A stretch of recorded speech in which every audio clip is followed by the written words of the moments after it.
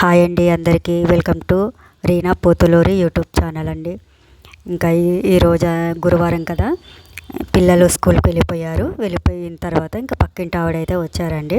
ఇలా ఒక చిన్న జాబ్ ఉంది, చేస్తావా అని అడిగారు. అది ఇంకా జాబ్ గురించి చెప్తే, అది నేను పెళ్ళికి ముందే అలాంటిది జాబ్ చేశానండి. పీసీబీ షోర్లింగ్ అండి. చాలామందికి తెలిసే ఉంటుంది ఈ వర్క్ గురించి. ఇది నేను మ్యారేజ్కి ముందు చేశానండి, అందుకే నాకు కాస్త అవగాహన ఉంది. సరే వస్తానని చెప్పాను. అయితే ఇంకా అందుకోసమే తొందరగా రెడీ అవుతున్నాను. మెల్లికి కూడా రెడీ అవ్వచ్చు, కాకపోతే మా వారు ఉన్నారు, ఆయన ఇంకా వెళ్ళలేదు. ఆయన బండి మీద దింపుతాడని ఫాస్ట్గా రెడీ అవుతున్నాను. ఇంకా ఆయనకైతే భోజనం పెట్టేశానండి. ఫాస్ట్గా ఇలాగే రెడీ అవుతున్నాను, ఆయనకు భోజనం పెట్టేశాను. ఇంకా పక్కింటి ఆవిడ మళ్ళీ వచ్చారు.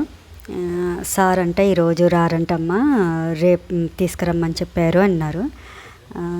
నేనైతే చాలా ఆశపడ్డానండి. సరే వెళ్ళొచ్చు కదా, మంచిగా ఇంటి ఖర్చుల కన్నా వెళ్తాయి కదా అన్నట్టు అనుకున్నాను. కానీ అలా చెప్పేసరికి సరే చేసేదేముంది, సరే అక్క రేపే తీసుకెళ్ళని చెప్పేసి అన్నాను. ఇంకా ఎలాగో రెడీ అయిపోయాను కదా, పనన్నా చేసుకుందామని చెప్పేసి ఇంటి పని చేసుకుంటున్నాను. నేను వంట చేసిన తర్వాత ఇలా వేరే దాంట్లోకి అయితే తీసి పెట్టుకుంటానండి. అదొక అలవాటు అయిపోయింది నాకు.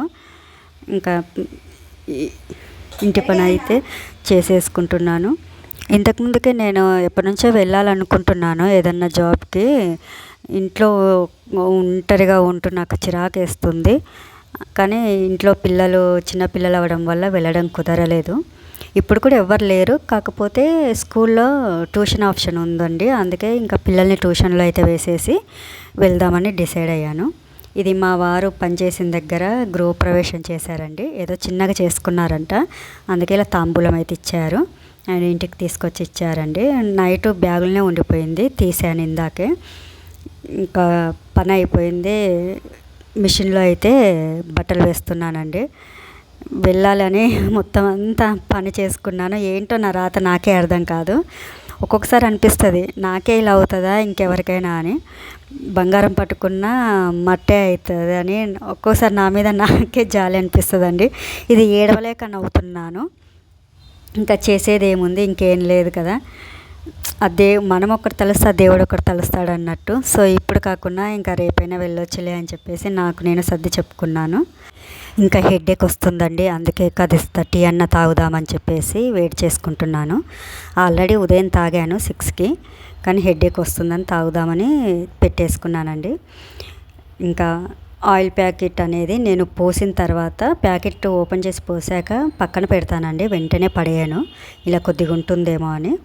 మీలో ఎంతమందికి ఈ అలవాటు ఉందో నాకు కామెంట్ చేయండి. పిల్లలకి ఏదైనా స్నాక్స్ చేద్దామని అటుకులు తెచ్చానండి. ఇంకా ఈవినింగ్ వచ్చేసరికి ఏమైనా స్నాక్స్ చేసి పెట్టాలి. నా వీడియో మీలో ఎంతమందికి నచ్చిందో ప్లీజ్ లైక్ చేసి, షేర్ చేసి, సబ్స్క్రైబ్ చేయడం మర్చిపోకండి.